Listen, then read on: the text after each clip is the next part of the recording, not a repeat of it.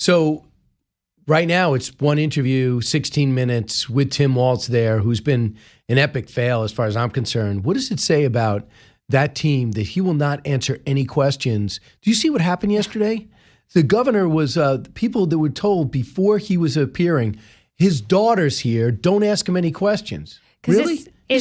It's not about policy. It's not about transparency. This is about vibes. This is pure and simply a vibes campaign. They want the vibe as we're the new ticket, the compelling ticket. You want to be with us. We're out on TikTok. It's a vibe. It's a cultural movement they're trying to create. And in order to do that, you have to be short on policy details and provide no transparency. That's why the 17-minute interview, by the way, he got, 3 questions, by the way? He barely spoke. It was incredibly awkward. And one of the things was about his own record, and he said that his grammar's bad. I mean, he should have, and you know this, you're an expert crisis manager, you think on your feet as quick as anyone in the country, but he had to have pre-thought that he's going to get that question about his service. Yes. And he said, my wife is on me to keep my grammar straight. So that didn't quiet any of the critics. No, and the Harris campaign, what was so odd about that, came out and said he misspoke when he talked about facing weapons of war in war. He was very clear about that. The campaign says he misspoke.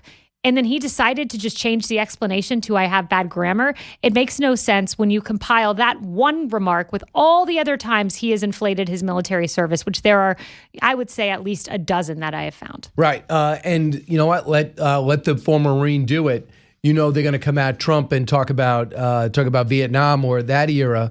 But I just think that they were, like you said to me in the break, can you imagine if they picked Governor Shapiro in Pennsylvania? Even on the CNN poll, it's tied at 46 in Pennsylvania. I never remember Trump tied even against Hillary Clinton in Pennsylvania. He's up 5 in Arizona. But the other battleground states, including North Carolina, are in the margin of error. I think Wisconsin might be above the margin of error. What do you think happened there? Yeah, For Harris.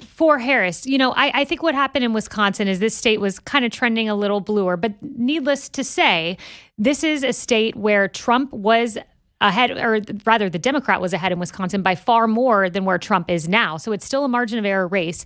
The biggest mistake that Kamala Harris made was not picking Governor Shapiro. I mean, look, you look at the map and Politico Playbook laid out 17 paths for her, or some number like that, 15 paths for her, and almost all of them except 2 or 3 required Pennsylvania. The biggest mistake she has made is letting her ego overtake what was a mathematically right decision and picking the popular governor of Pennsylvania who is outperforming you with all demographic But groups. You know why? Because her ego. Right. I mean, it's clear he is better than her. Yes. More experienced than her, more sure of himself than her. And he really is on the right side of a lot of things on foreign policy. He also acted great after the assassination attempt. I thought he acted in a bipartisan way. So you should never feel that insecure to think my number 2 is going to outshine me. Yeah, and the reporting is Tim Walz came in and said, I want to do this. I essentially want to serve you. I'm paraphrasing.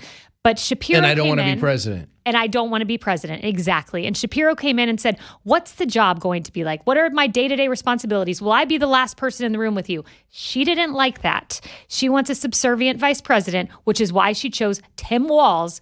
What a horrible choice. Despite, I will say in polling, he has high likability, which I just simply don't understand on a personal level. But the polling does reflect that, but it's not helping her win the swing state. Right. Minnesota, she does worse.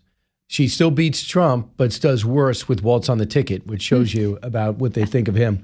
Kayleigh, I know you have to go. It turns out there is a point where people get sick of me, and you've reached that point. 3 hours in the morning and then 15 minutes on radio.